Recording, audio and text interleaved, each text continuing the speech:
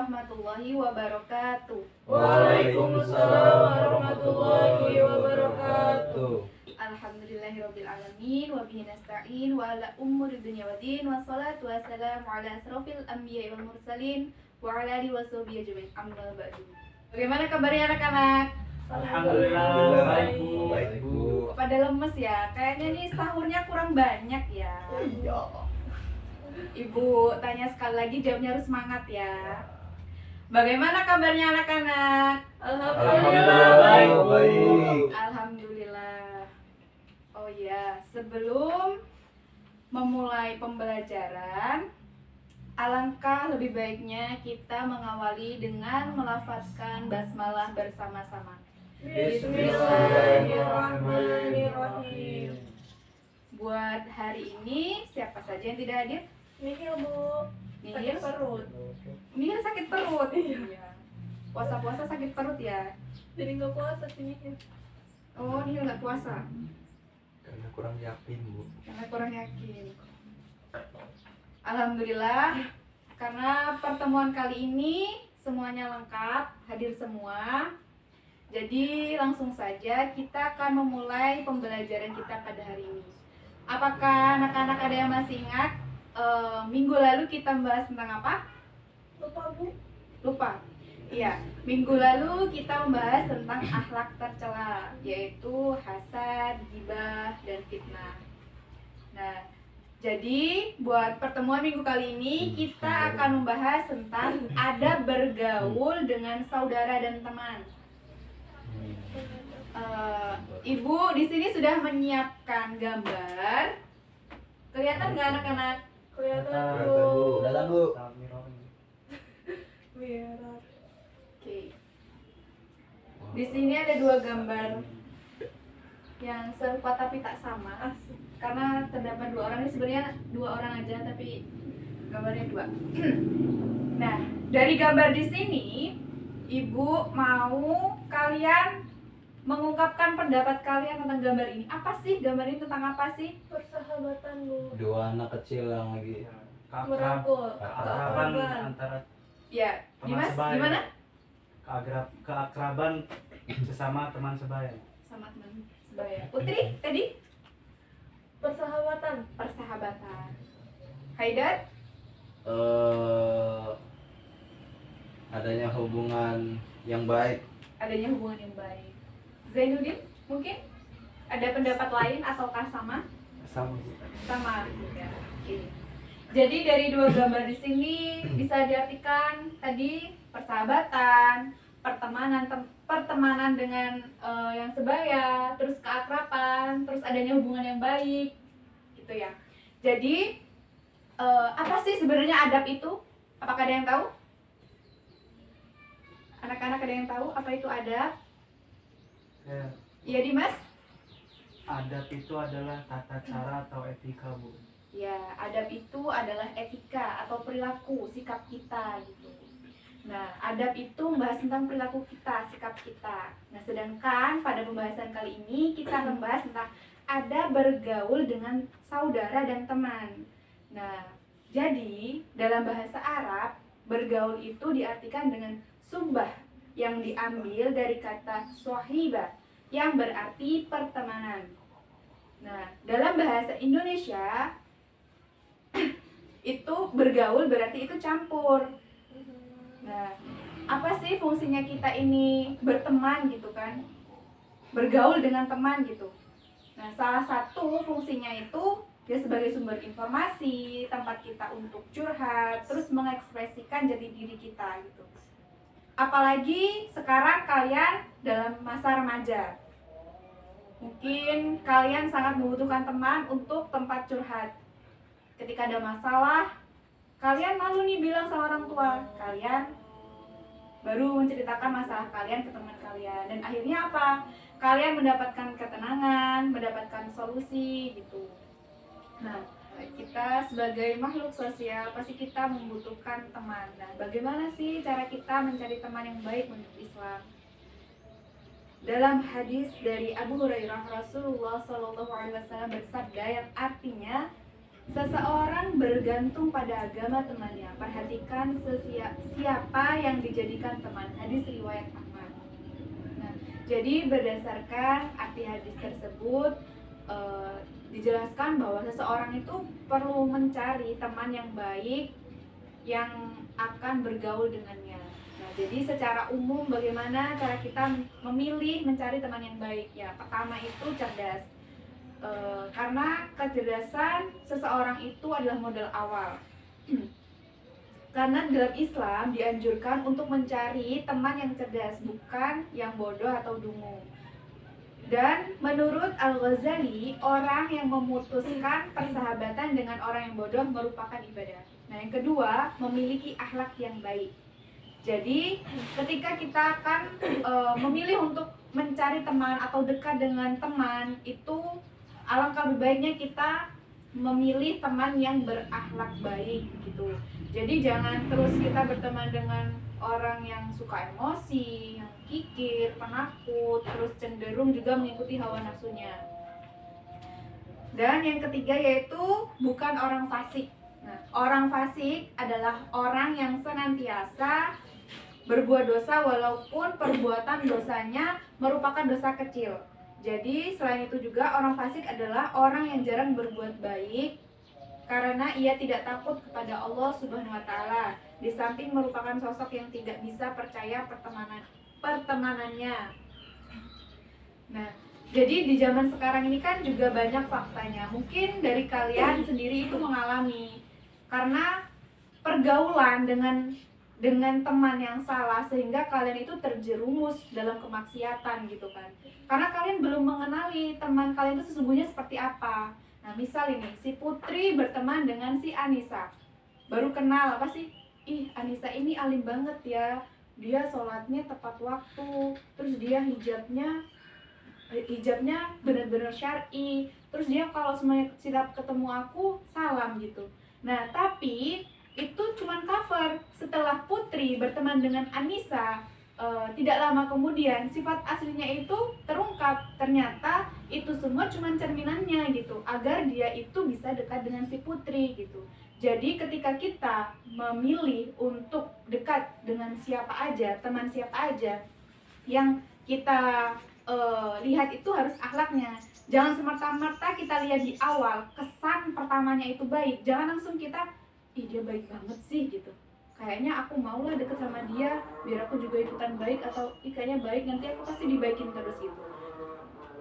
Jadi kita harus benar-benar melihat dari akhlaknya. Yang keempat itu bukan dengan orang yang rakus. Jadi menurut Al-Ghazali, dengan orang bergaul dengan orang yang rakus terhadap hal-hal dunia merupakan racun pembunuh. Dari Abu Sulaiman Ad-Darani mengingatkan, janganlah bergaul kecuali kepada salah satu dari dua orang ini, orang yang menyertaimu atau menasihati di dalam hal-hal duniawi, atau kepada seseorang yang senantiasa bertambah setiap saat amal-amal di akhirnya. Jadi kita itu lebih baik mencari berdekat dengan teman yang dia itu kehidupannya seimbang antara dunia dan akhiratnya.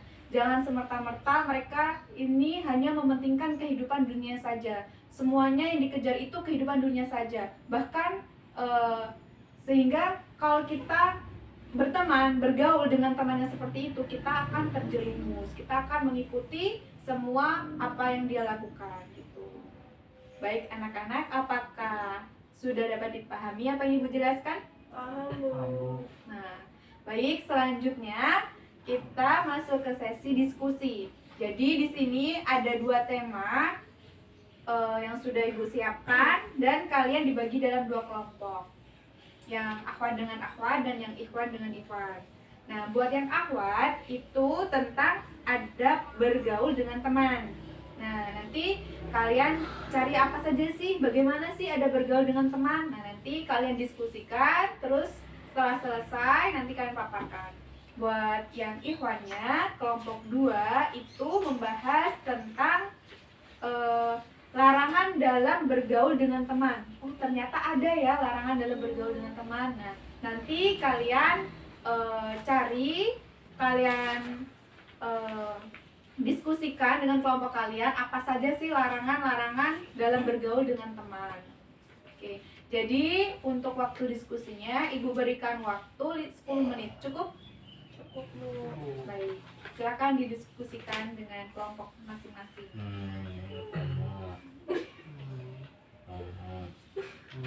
Bu baca nggak tuh?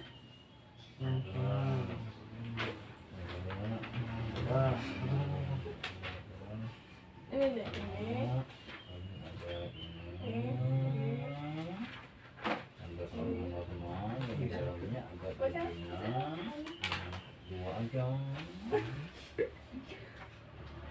Apakah sudah selesai anak-anak?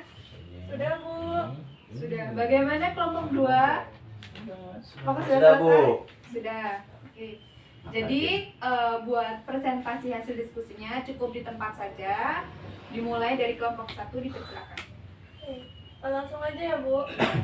Jadi tadi hasil dari diskusi kelompok 1 adalah tentang adab bergaul dengan teman. Yang pertama adalah saling menghormati, artinya menempatkan hak dan kewajiban secara seimbang, dan menempatkan persamaan hak dan kewajiban secara seimbang itu sangat dianjurkan oleh Islam. Jadi di mana saling menghormati satu sama lain ini menjadi kunci dari adab bergaul dengan teman.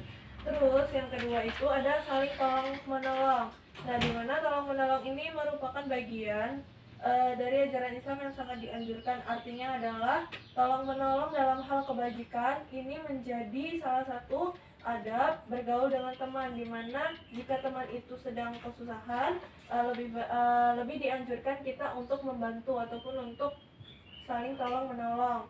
Nah, yang selanjutnya ada cinta dan kasih sayang, yang berarti cinta itu adalah perasaan kasih sayang yang besar, karena jika kita telah dekat dengan teman kita dan dapat bergaul dengan baik, menjadi sahabat, itu akan timbul rasa cinta dan kasih sayang antar sesama manusia.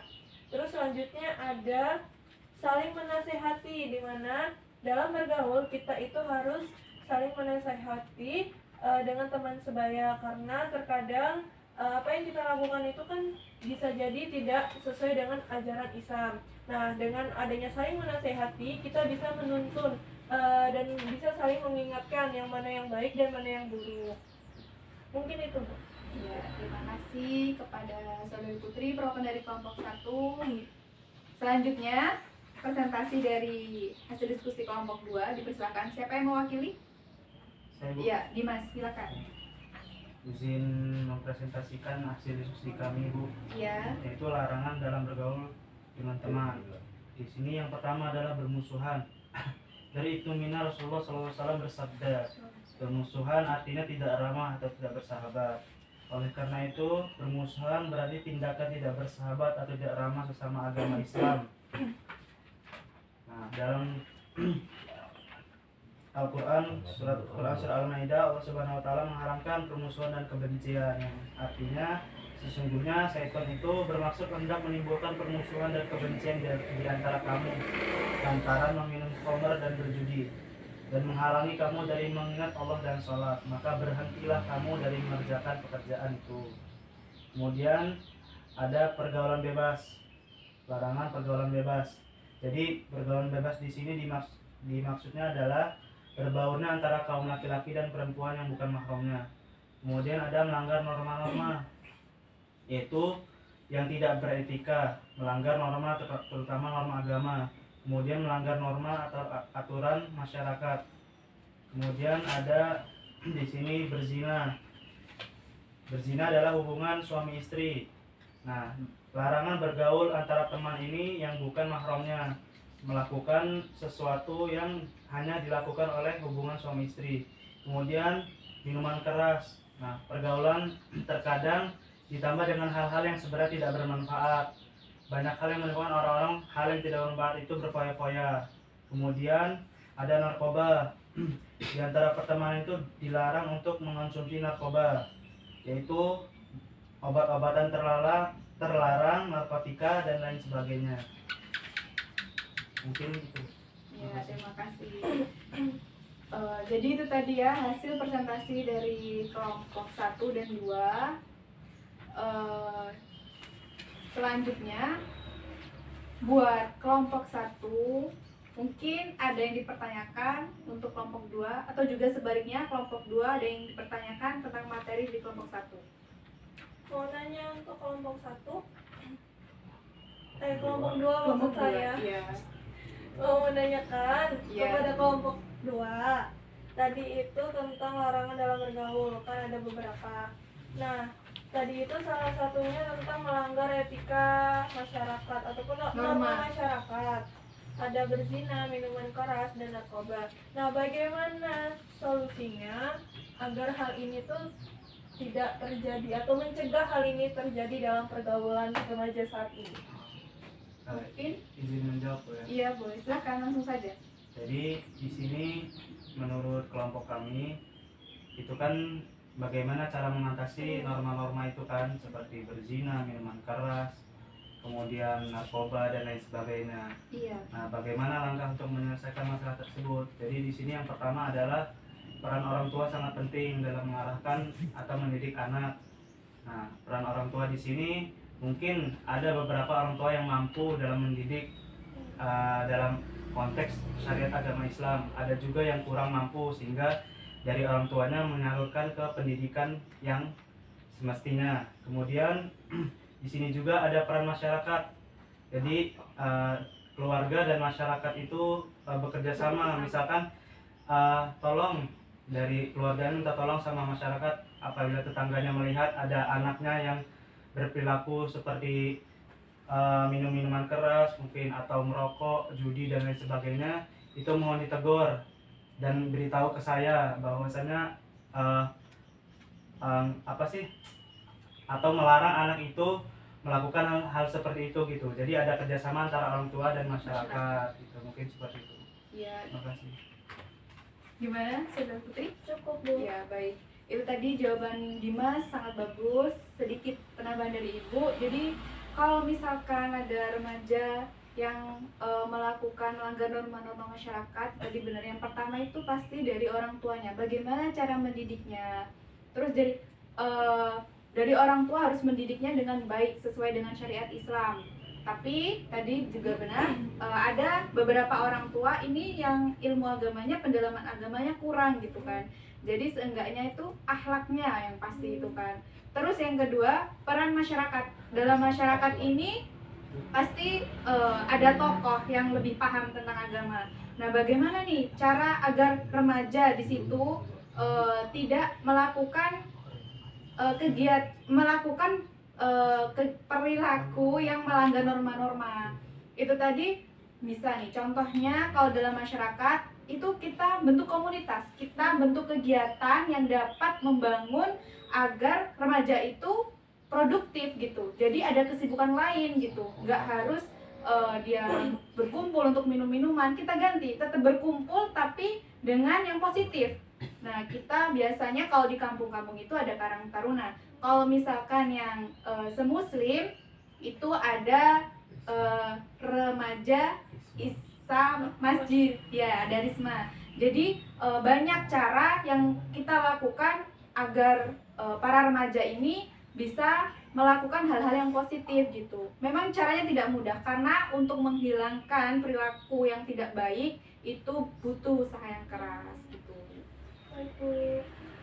Baik, bagi kelompok 2 mungkin ada yang pertanyakan untuk kelompok 1? Cukup, Bu. Cukup. Baik, itu tadi anak-anak pembelajaran kita pada pertemuan kali ini tentang ada bergaul dengan saudara dan teman. Jadi kesimpulannya ada bergaul dengan saudara dan teman. Jadi ketika kita bergaul dengan teman, itu yang pertama pasti adabnya. Bukan semerta-merta itu teman kita seenaknya. Terus kalau kita ingin bergaul dengan teman, jangan sampai salah memilih teman. Jangan kita itu karena pertemanan itu memikirkan kuantitas, banyak jumlah teman kita, tapi kita harus juga mementingkan kualitas. Bagaimana teman kita itu bisa memberikan dampak positif untuk kita. Terus kalau misalkan teman kita ini membawa dampak negatif, lebih baik tinggalkan. Namun jika kita bisa sebaliknya memberikan dampak positif kepada teman kita, alangkah lebih baiknya kita merangkul teman kita agar kita sama-sama menjadi lebih baik gitu. Mungkin cukup itu saja materi pada pertemuan kali ini. Sebelum kita tutup, alangkah lebih baiknya kita melafadzkan hamdalah bersama-sama.